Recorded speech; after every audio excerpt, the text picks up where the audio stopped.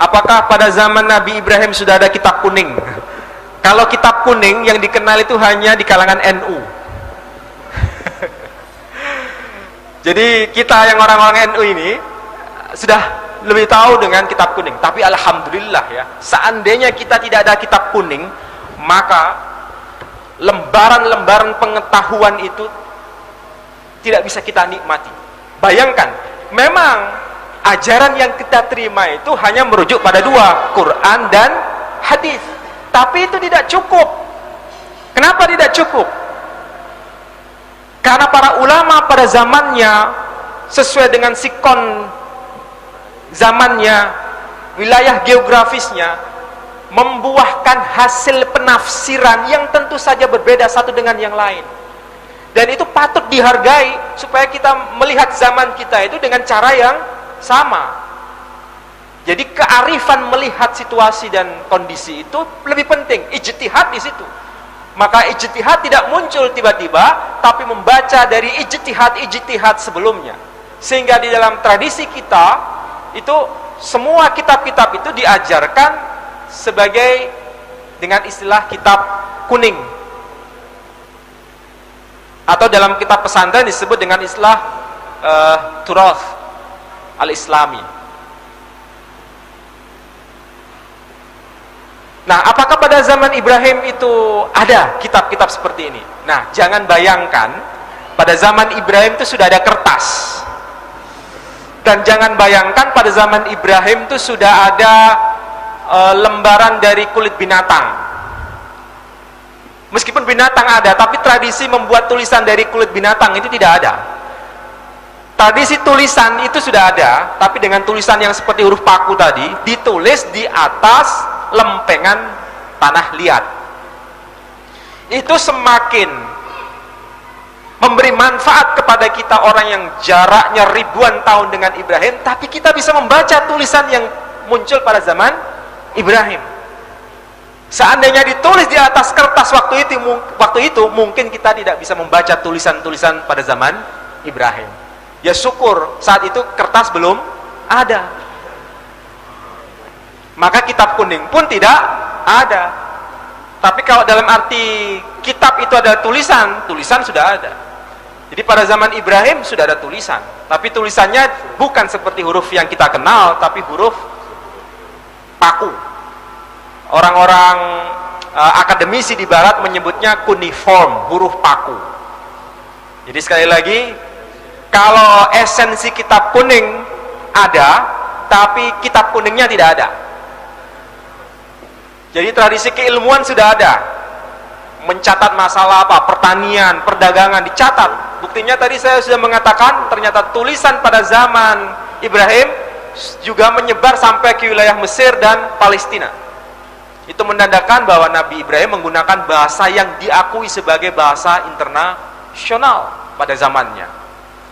Sebab kalau bukan bahasa internasional, tidak mungkin Fir'aun bisa komunikasi dengan Ibrahim.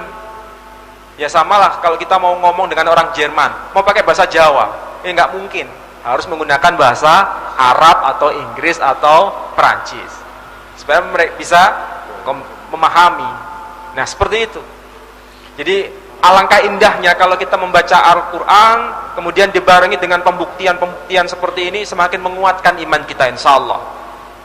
Bukan sekedar membaca kemudian memahami maknanya tapi tidak ngerti sejarahnya. Tapi dengan ngerti sejarahnya kita semakin menguatkan iman Islam kita.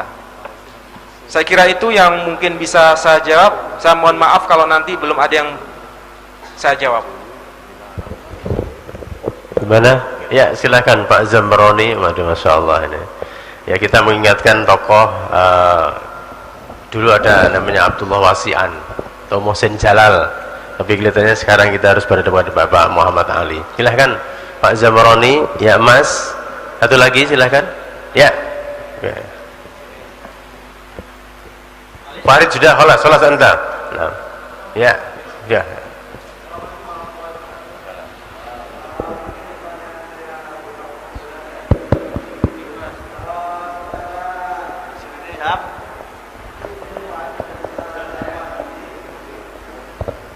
bahwa apa yang telah disampaikan saya taslim betul. Cuma timbul pertanyaan yang sejak dulu saya masih angan-angan dan belum ada jawabannya. Satu, kalau memang syahadat orang Yahudi demikian, maka benarlah apa yang ada dalam tulisan-tulisan sejarah dalam kitab-kitab.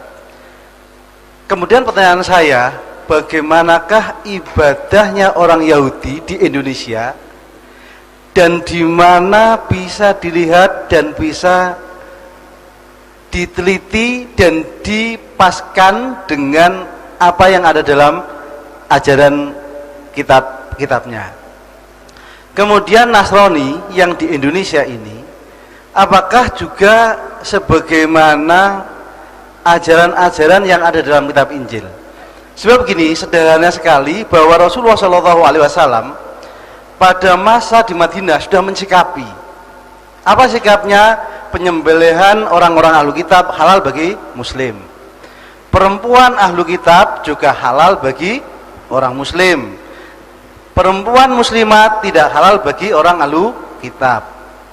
Dari ini saya juga timbul tanya-tanya, apakah di Indonesia orang-orang Yahudi ataupun Nasrani ataupun yang Sobiin tadi, apakah juga termasuk ahlu kitab yang perempuannya juga halal untuk orang-orang muslim?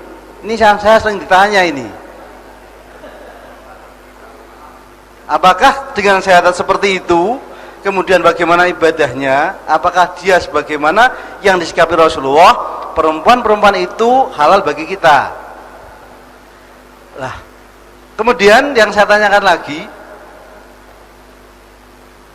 wes mas, pun niku pun betul nono pun, moga.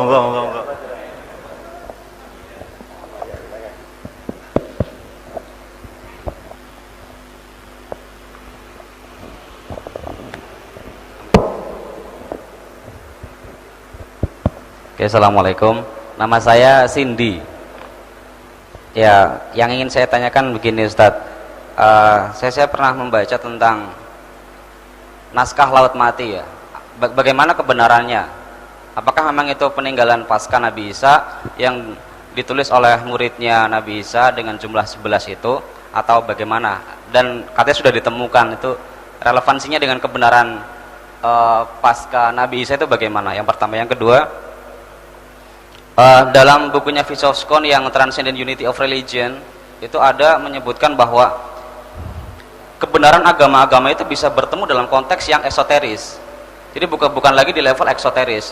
Eksoteris itu pembahasannya adalah syariatnya kita. Misalkan syariatnya kita Islam, Hindu, Buddha, Kristen pasti berbeda. Tetapi endingnya dalam konteks esoteris itu bertemu dengan Tuhan yang sama. Dalam bahasa itu bagaimana menurut Ustadz kebenarannya? Atau akhirnya kita sampai kepada kesimpulan bahwa semua agama itu baik tetapi hanya Islam yang benar, atau semua agama itu baik dan semua agama juga benar. Itu mana yang lebih tepat secara syar'i? Terus kemudian yang terakhir tadi, saya agak tergelitik tentang tadi Trinitas. Konsep Trinitas itu sudah muncul pada saat Rasulullah ya, bukan pada saat Konsili Nisea. Pada saat itu muncullah konsepsi Trinitas dengan semua peribadatannya.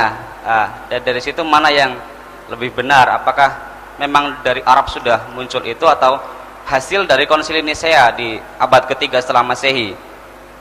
Ya, saya kira itu saja. Terima kasih. Assalamualaikum warahmatullahi wabarakatuh.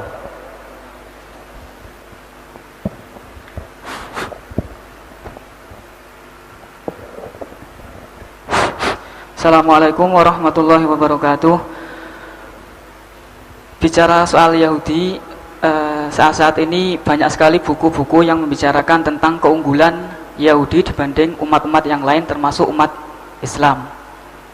Dari mulai dunia teknologi, teknokrat kita kenal yang namanya Bill Gates, kemudian saintis, sampai di dunia olahraga. Nah, saya ingin menanyakan apakah di dunia Yahudi juga ada yang namanya faham sekularisme. Kalau dunia Kristen tentu saya yakin ada, karena banyak sekali doktrin agama Kristen yang bertentangan dengan kenyataan yang sudah terbukti secara ilmiah, termasuk salah satunya yang paling kontroversi yaitu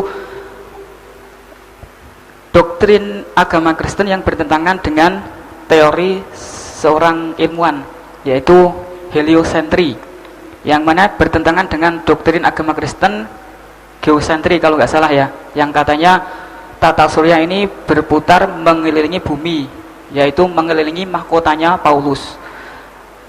Namun ternyata doktrin tersebut sangat bertentangan sekali dengan teori yang diungkapkan seorang ilmuwan, saya lupa namanya, dan sudah terbukti secara ilmiah. Nah, itu mungkin salah satu sejarah faham sekularisme di dunia Kristen.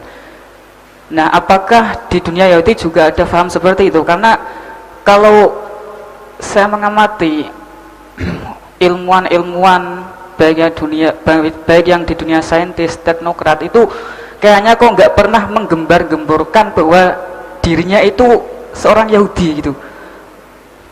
Artinya mereka itu diketahui bahwa diri mereka itu Yahudi itu belakangan, setelah mempunyai pamor, setelah terkenal, setelah diakui sebagai seorang ilmuwan. Ya,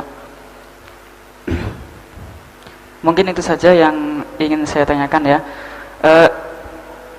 Dan yang terakhir di internet, saya kemarin membaca katanya Presiden Iran itu Ahmadinejad itu diisukan juga seorang Yahudi itu. Saya khawatir jangan-jangan di sini misalnya di Genuk ada orang yang hebat kemudian diisukan orang Yahudi. Pak siapa, Pak Ajib misalnya, Pak Ajib karena pinter pidato ada yang mengisukan Pak Ajib ini ternyata keturunan Yahudi. Saya khawatir seperti itu gitu. Mungkin itu saja yang saya tanyakan. Atas jawabannya saya ucapkan banyak terima kasih. Wassalamualaikum warahmatullahi wabarakatuh.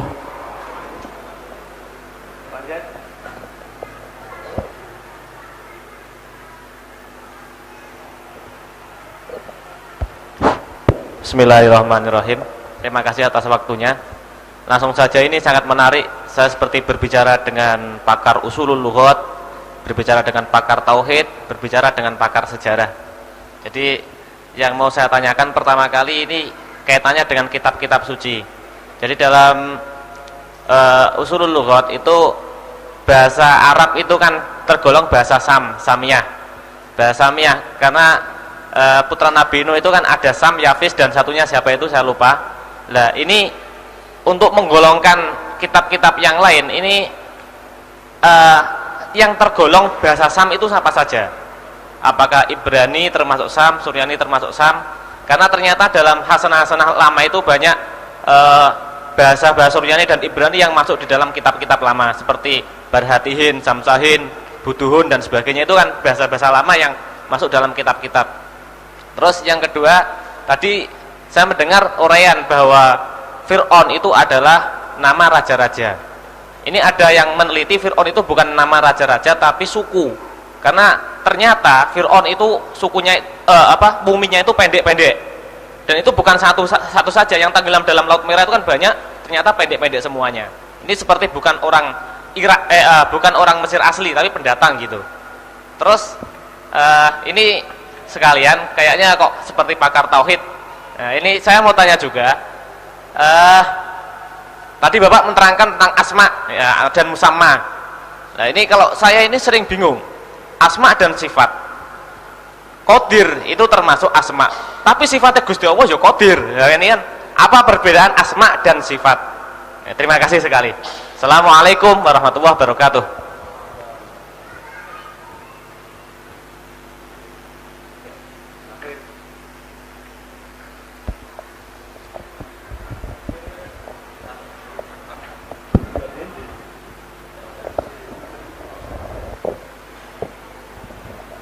Ya, terima kasih. Assalamualaikum warahmatullahi wabarakatuh. Mungkin ini baru sekali saya mendengar tentang sejarah sedetail ini, dan bahwa pertanyaan yang sebelum saya menjuluki Anda pakar tauhid, pakar lughat dan pakar sejarah, tapi saya belum membuktikan bahwa Anda pakar fikih. Saya ingin bertanya tentang hukum. tadi sampean katakan bahwasanya nama-nama dari Tuhan itu banyak, baik itu Iluwah, Allah gitu. Tapi saya pernah mendengar sebuah ceritanya begini. Pada suatu saat ada seorang berjamaah sholat. Setelah sholat dia berpikir, maaf, dalam zikirnya dia mengatakan begini, maaf ya sebentar, asu. Apa arti asu? Langsung sebelahnya bertanya, kenapa anda berpikir asu? Ternyata dia menjawab, asu ada singkatannya Allah Subhanahu wa Ta'ala. Nah, dari kata itu dilihat dari alasan dia mengatakan asu, cocok dengan apa yang sampean katakan, bahwa itu menunjuk pada sesuatu hal yang satu. Lalu yang saya tanyakan, apa hukumnya orang yang berzikir dengan kata itu? Kalau itu boleh, wah bahaya. Lah, kalau itu tidak boleh, apa tindakan kita? Apa kita ajak dia lari sprint seperti yang dia katakan, atau kita balang dengan tulang? Itu. Terima kasih. Bila itu kita ya. Wassalamualaikum warahmatullahi wabarakatuh.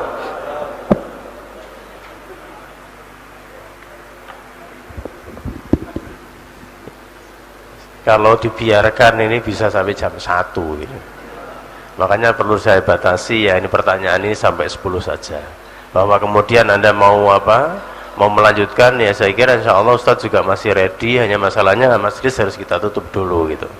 Terutama sekali tadi dari Pak Zamroni itu kaitannya dengan masalah ahlul kitab. Saya tahu arahnya kemana pembicaraan ini. Kelihatannya dia udah melirik artis-artis soal Kristen ya rapopo tapi ahli kitab. Mungkin itu tak.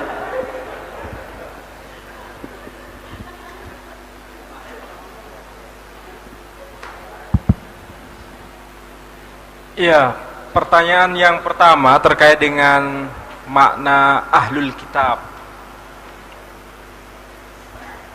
Atau lebih dulu saya putarkan aja, film sebentar, paling tidak supaya tahu bagaimana sih Yahudi itu, supaya paling tidak mengenal, meskipun belum pernah bertawajuh dengan mereka.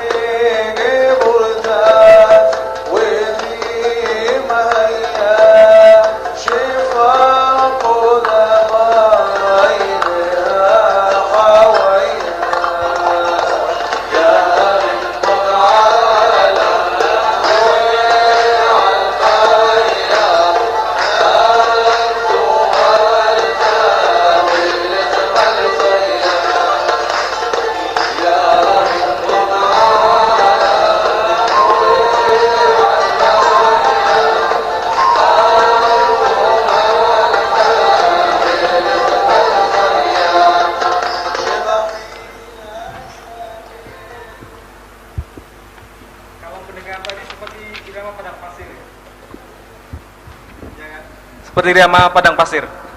Ya, memang seperti irama padang pasir karena memang berasal dari Timur Tengah. Jadi ada kemiripan dengan orang Arab. Bahkan yang dinyanyikan tadi itu ya Rabbun alam wa almaya antumal khamil khamal hayya. Itu ya Rabbun alam. Bahasa Arabnya ya Rabbal Alamin antumal kha. Bahasa Arabnya anta malik. Ya kan? Itu memuji kepada siapa? Kepada Allah Subhanahu wa Ta'ala. Ini adalah nyanyian, ekspresi seperti dangdutan versi Timur Tengah itu. Rebana, seperti rebana. Jadi kalau mereka menggunakan kefa, nah kita menggunakan ini kopiah ini, ya kan? Ini kefa. Itu sebagai penghormatan dalam ibadah. Nah, bagaimana cara ibadah Yahudi? Kita ini dengan orang Yahudi tidak jauh beda, hanya saja kita ini dipaketkan ibadahnya. Ada koma dulu, kemudian ada ruku', ada sujud.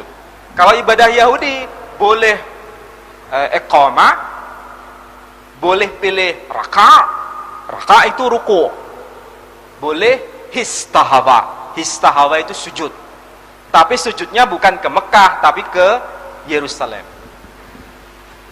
Apakah seluruh dunia ini tempat ibadah Yahudi menghadap ke Yerusalem? Ya, sebagaimana masjid seluruh dunia menghadap ke Mekah. Jadi kiblatnya tetap ke arah Yerusalem.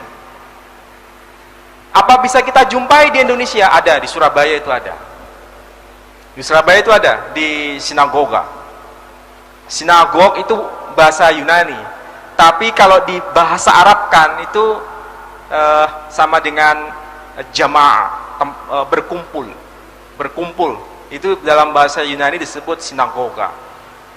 Jadi boleh berdiri, boleh ruku', boleh sujud. Nah, kalau kita membaca surat Al-Fatihah, mereka juga ada bacaan-bacaan dalam versi Ibrani sendiri. Misalnya, baru atta Adonai Eloheinu melech haolam. Baru atta Adonai. Mubarakah. Mubarak itu artinya terberkatilah engkau. Atta Adonai, anta ilahuna. Nah, kalau bahasa Arabnya seperti itu. Jadi itu adalah pujian-pujian. Nah, kalau ibadahnya ada kemiripan, kemudian apakah bisa saling menikahkan? Ya jangan langsung dihantam kromo bisa saling menikahkan tanpa alasan. Jadi kalau prinsipnya di dalam tafsir-tafsir ya, dalam tafsir-tafsir termasuk tafsir Al-Manar, memberikan definisi ahlul kitab itu lebih luas. Bukan hanya pada Nasrani dan Yahudi, karena kebetulan di tanah Arab dan wahyu Quran diturunkan di tanah Arab, dan kebetulan juga dengan Yahudi dan Nasrani. Tidak ada orang Hindu di tanah Arab, nggak ada orang Buddha di tanah Arab, tidak ada orang Konghucu di tanah Arab, sehingga tidak tersentuh.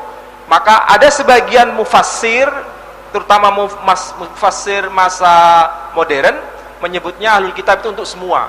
Tapi meskipun demikian ada ketidakcocokan di antara para mufassir.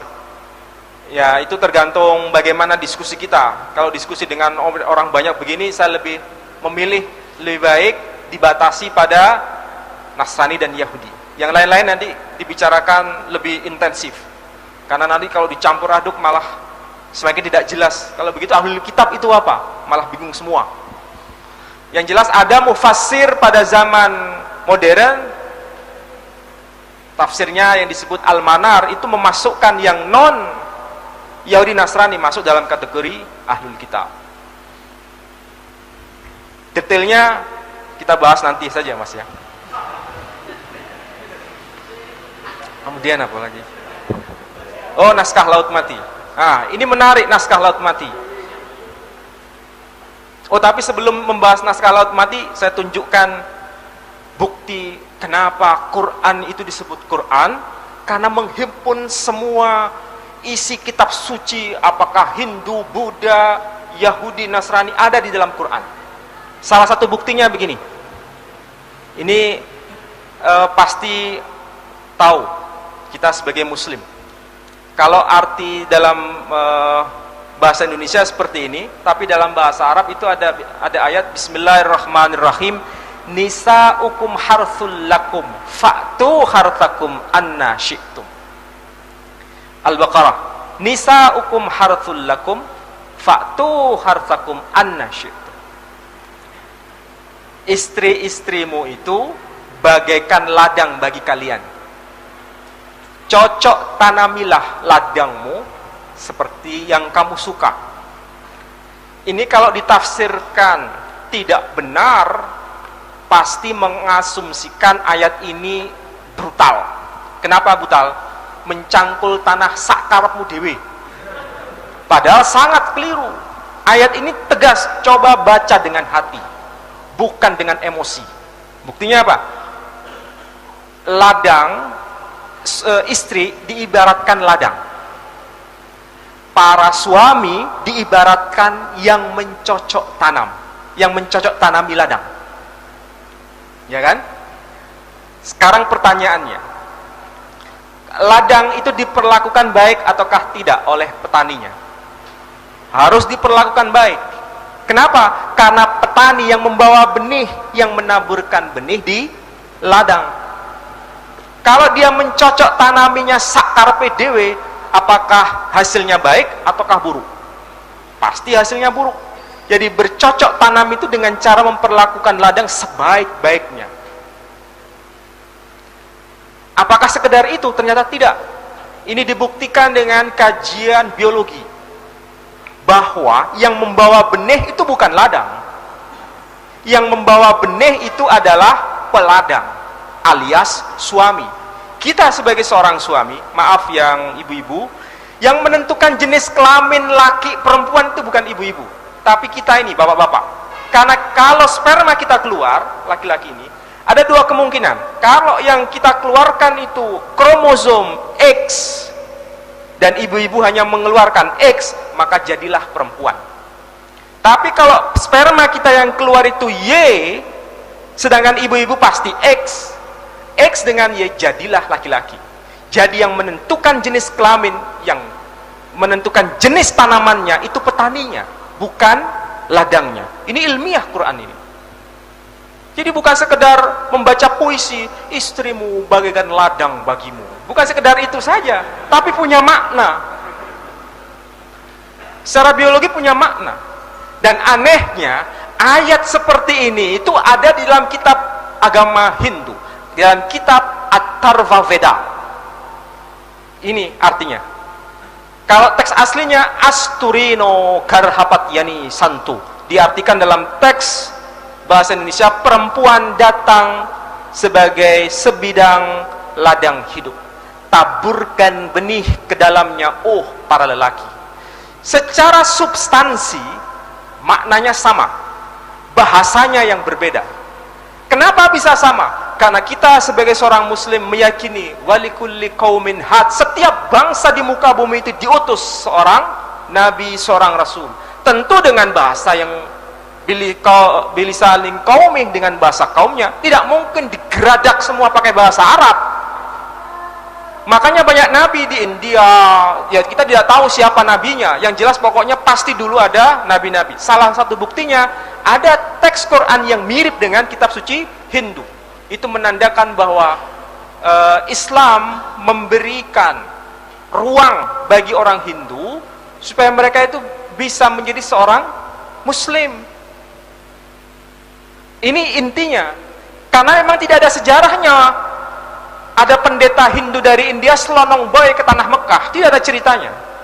Dan juga tidak ada ceritanya Nabi Muhammad itu jalan-jalan sampai ke tanah India. Tapi kenapa isinya bisa sama? Menandakan berasal dari wahyu yang sama, pada zaman yang berbeda dan pada wilayah yang berbeda. Ini baru kitab suci Hindu, belum lagi yang Buddha, belum tadi yang Konghucu, belum tadi Tao Te King, macam-macam. Makanya disebut Quran bacaan, karena kita membaca dari semua ragam bacaan, dari semua kitab-kitab suci sebelumnya. Indah betul kalau kita pahami Quran seperti ini. Belum lagi kesamaan Quran dengan Yahudi. Bukan berarti Quran menjiplak Yahudi, bukan berarti Quran menjiplak Nasrani. Loh, kan Nabi Isa ada dalam kitab Injil, kan juga ada dalam kitab Quran. Apakah Quran menjiplak Nasrani? Tidak. Kalau dikatakan Quran menjiplak agama Nasrani, kenapa tidak dituduh bahwa Quran menjiplak agama kitab Hindu? Kenapa tidak dituduh bahwa Quran menjiplak kitab agama Buddha? Semua kitab suci ada dalam satu kitab yang terakhir yang bernama Quran. Itu sebagai bukti bahwa dia sebagai wama arsalnaka illa rahmatan lil alamin. Itu fakta konkret yang tidak bisa dibantah. Bahkan tadi saya nyambung pertanyaan yang ke siapa yang masalah naskah Laut Mati.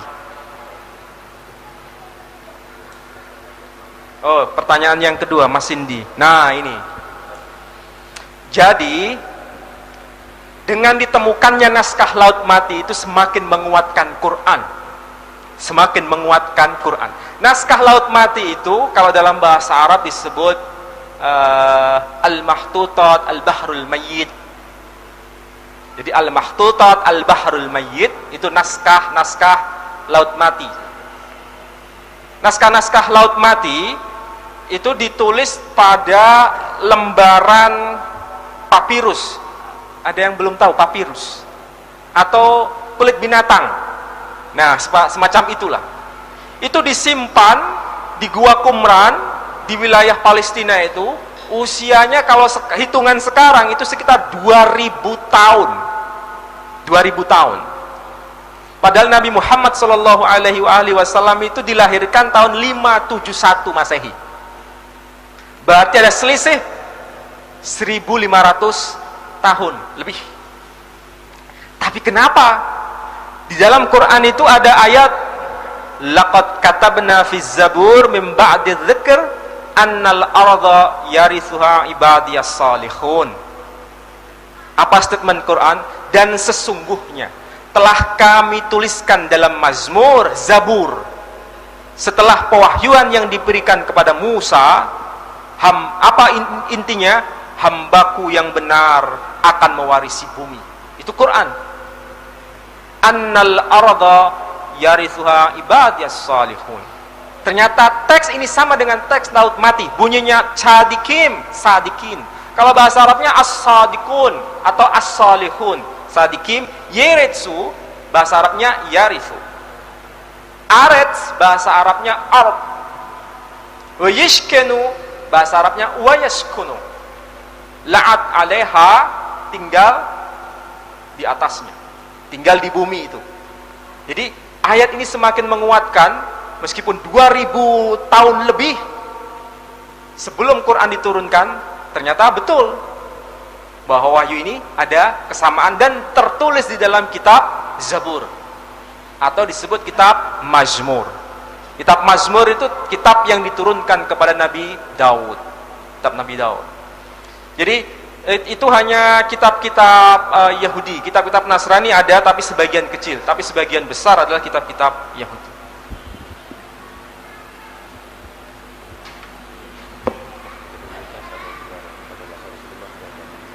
Oh ya, pada masa Nabi Muhammad itu apakah ada Trinitas? Sudah ada. Quran secara tegas dalam wahyu Quran disebut apa?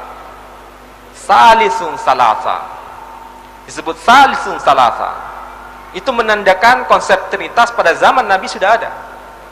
Apakah sebelum Nabi Muhammad itu sudah ada Trinitas? Sudah ada. Karena dokumen Trinitas itu ditandatangani tahun 325 Masehi. Padahal Nabi lahir tahun 571 Masehi. Berarti Trinitas itu sudah ada, sudah wujud 200 tahun lebih sebelum Nabi dilahirkan. Jadi sudah ada Trinitas. Justru yang aneh kalau Quran tidak bicara mengenai Trinitas. Berarti wahyu Quran tidak cocok dengan sejarah. Tapi justru mengajarkan mengenai konsep yang salah tentang Trinitas dalam Quran, berarti Quran tidak berseberangan dengan sejarah. Semakin membuktikan Quran bukan hanya isapan jempol, bukan hanya rekayasa Nabi Anda, bukan rekayasa Nabi saya, tetapi dia adalah betul-betul, seandainya bukan diakui sebagai Nabi, dia adalah sejarawan paling paripurna. Itu fakta yang bisa kita temui dalam Quran. Jadi kita membaca Quran itu semakin terbelalak. Kebenaran Quran luar biasa seperti itu. Dari aspek sejarah terbukti, arkeologi terbukti, hubungan antar agama terbukti, semuanya terbukti. Tidak ada yang meleset. Ini fakta. Kemudian yang terakhir, nah ini saya juga mau jawab gimana, mau tidak jawab gimana. Yang jelas saya bukan ahli fikih, jadi saya tidak bisa menjawab secara 100%. Tapi minimal dengan pendekatan saya yang masih fakir ini minimal, tadi saya sudah mengatakan kalau zikir itu kan sudah ada formulanya. Formula itu berarti sudah ada paketnya. Kalau sudah ada paketnya berarti sudah ada aturannya. Aturannya pun sesuai dengan yang mengajarkan aturan. Kita sebagai muslim otomatis zikir itu seakan-akan seperti bahasa magic, ya kan? Bahasa rasa. Dan itu diucapkan dalam bahasa Arab. Itu saya kira lebih menyelamatkan. Tapi kalau kita menjumpai orang seperti itu, apa sikap kita? Ya kita harus berikan informasi yang benar. Cara seperti itu menyingkat-nyingkat itu memberikan pemahaman yang keliru juga kepada orang lain. Mana mungkin Allah Subhanahu wa ta'ala disingkat menjadi seperti itu. Itu kan jadi aneh, bahkan membuat orang lain semakin kebingungan. Dan kita mengajarkan Islam itu bukan dalam kebingungan, tapi dalam pencerahan. Asal kita bijak menyampaikannya, insya Allah dia akan terima. Saya tidak bisa merekomendasi itu diajarkan kepada orang lain, meskipun esensinya kalau dia jelaskan itu benar, tapi caranya yang keliru. Sama dengan SWT. Allah SWT itu dijadikan plesetan bagi orang Nasrani yang agak kurang cerdas ya. Diartikan SWT itu pokoknya konyol lah. Saya tidak bisa menyebut di sini. Jadi ya karena mereka menganggap istilah Allah itu sebagai berhala. Karena memang tidak begitu cerdas mereka. Jadi maaf kalau berbicara dengan orang yang tidak cerdas, harus perlahan-lahan memberikan kecerdasan kepada mereka. Harus sabar.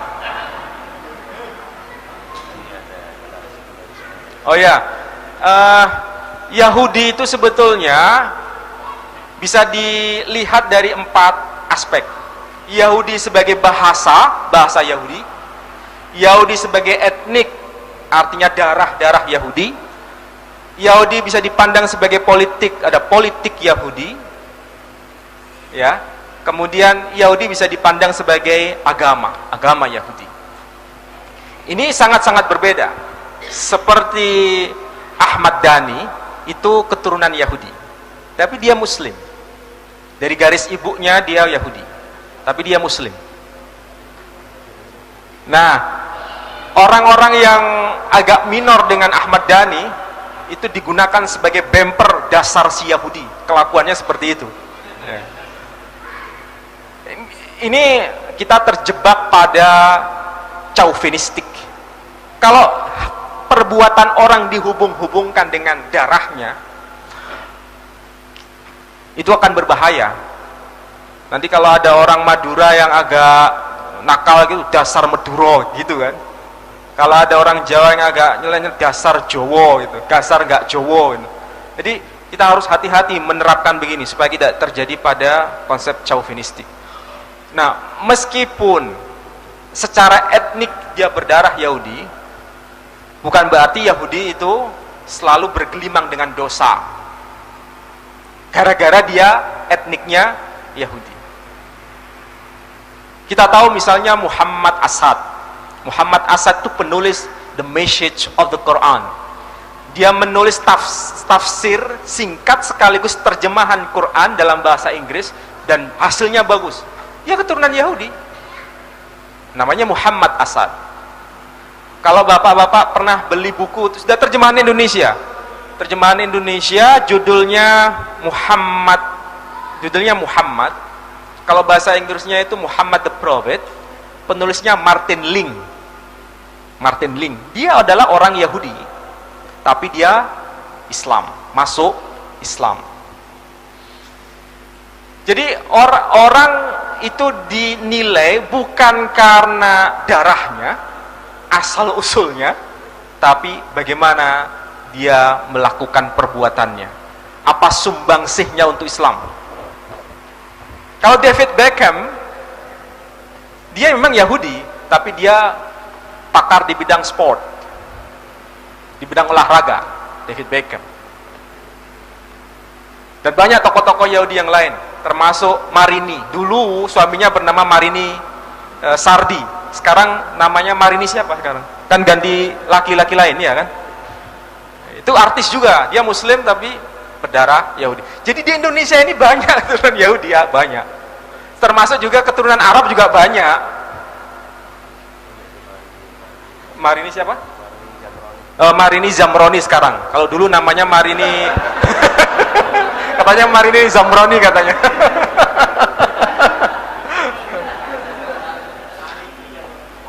Nah, Yahudi yang sekuler itu ada. Jadi sekuler itu karena sikapnya. Jangankan mengenai sekuler, di Israel sekarang itu namanya negara sekuler, meskipun mengatasnamakan Yahudi, itu dilawan oleh orang-orang Yahudi sendiri. Karena apa? Melegalkan hukum perkawinan sesama jenis, homoseksual, lesbian, perempuan sama perempuan nikah boleh, laki sama laki boleh.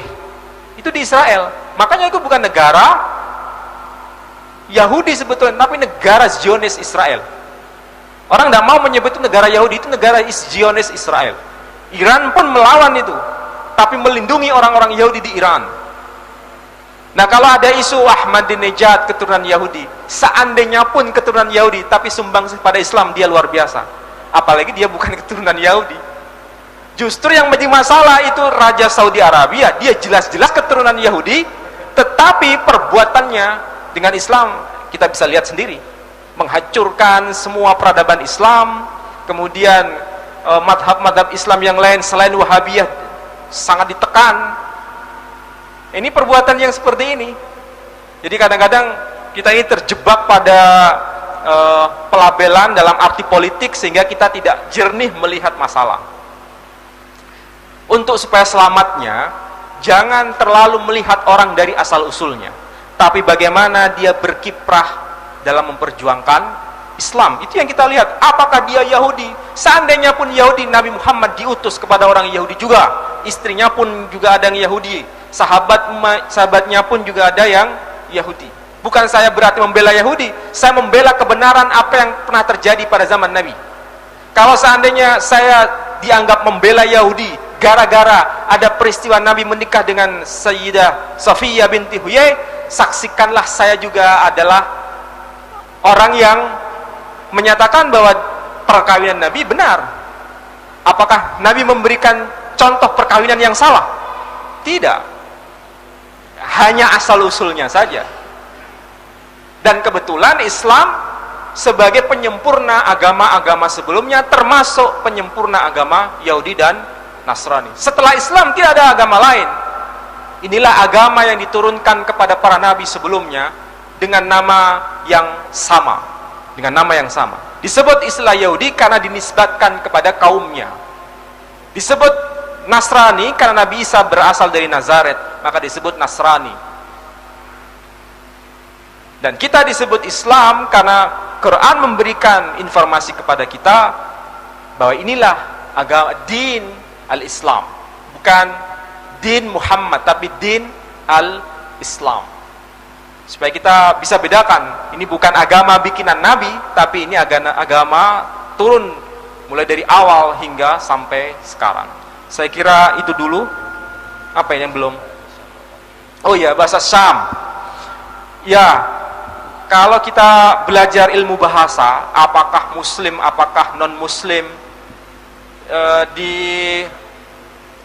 Warsawa University di Polandia itu ada fakultas namanya Faculty of Oriental Studies. Jadi fakultas studi ketimuran, jurusannya lebih spesifik Islamic and Arabic Studies. Jadi studi Islam dan Arab. Pelajaran mengenai bahasa itu menarik. Di situ ada Introduction to Semitic Languages. Kalau diarabkan ya pengantar, kalau di Indonesia kan pengantar bahasa-bahasa Semit. Bahasa Semit itu bahasa Sem atau Al-Lughat Asy-Syamiyah. Jadi bahasa-bahasa Syam itu menunjuk pada bahasa apa saja? Bahasa Ibrani, bahasa Suryani, dan bahasa Arab. Ini kebetulan diwakili oleh 3 nabi besar, Nabi kita Muhammad, kemudian Nabi Isa, dan Nabi Musa. Jadi tiga ini yang disebut bahasa Syam. Sementara bahasa-bahasa yang bukan di Timur Tengah ini disebut sebagai bahasa Indo-Jerman atau bahasa Yavetik. Bahasa Indo-Jerman misalnya begini. Kalau bahasa Arab itu ada ini, kalau bahasa Arab disebut Rijl, bahasa Ibrani menyebutnya Regel. Bahasa Arab menyebutnya Yad, bahasa Ibrani menyebutnya Yadun. Bahasa Ibrani Yad, bahasa Arabnya Yad, sama saja. Ini bahasa Arabnya Ras, bahasa mereka menyebutnya Resh. Kita menyebutnya Yom, kita menyebutnya Yaum. Kalau hari ini hari apa? Yom Salasa. Kalau mereka menyebutnya Yom Selasa. Kalau mereka menyebutnya Yom Khamesh, kita menyebutnya Yaumul Khamis. Kita menyebutnya Yaumul Saba'. Kalau mereka menyebutnya Yom Sabat. Ada kemiripan. Nah, yang bahasa Indo-Jerman atau Yavetik itu apa? Bahasa Eropa. Itu macam-macam, termasuk Yunani, Latin, kemudian bahasa Parsi, termasuk bahasa Eropa. Contohnya, kalau dalam bahasa Inggris itu ada kata father,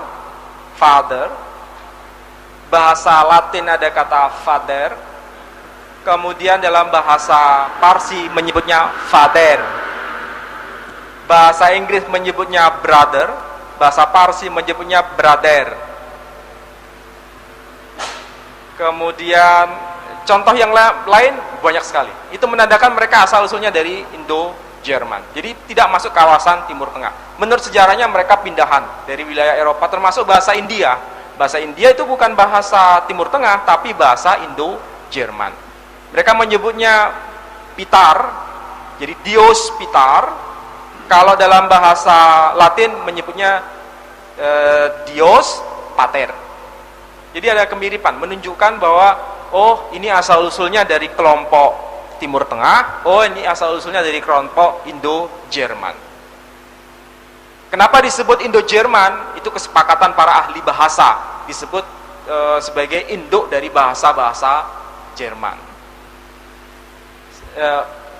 Ada pertanyaan ulang? Udah paham ya? Kalau belum paham nanti session setelah pengajian kita selesai.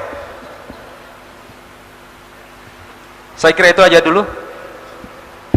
Ya, sebenarnya sekali lagi masih banyak yang harus dibicarakan, tapi mengingat waktu dan ini juga bukan malam Ahad, dan saya yakin besok pagi juga banyak aktivitas kita. Kita berikan ucapan jazakumullah khairati wa sa'adati dunya wal akhirah. Dari saya cukup sekian.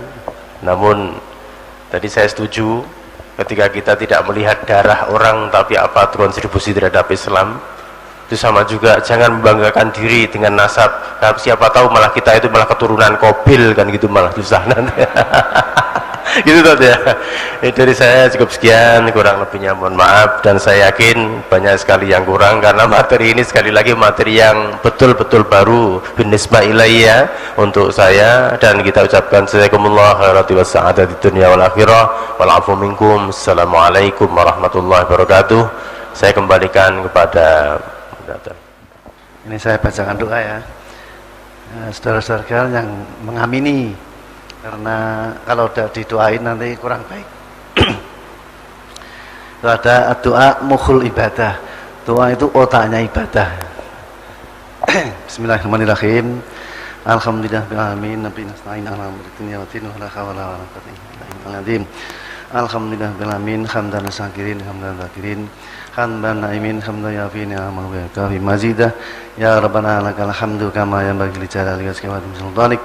Allahumma shalli wa sallim wa barik ala sayyidina Muhammad salatan tunjina biha min jamil ahwali wal afat wa taqdilana biha jamil hajat wa tudahhina biha min jamil sayiat tarfa'una biha ala darajat wa tuballighuna biha surat min jamil khairat fil hayati abadal mat wa Rabbana atina fid dunya hasanah wa fil akhirati hasanah wa qina adzabannar.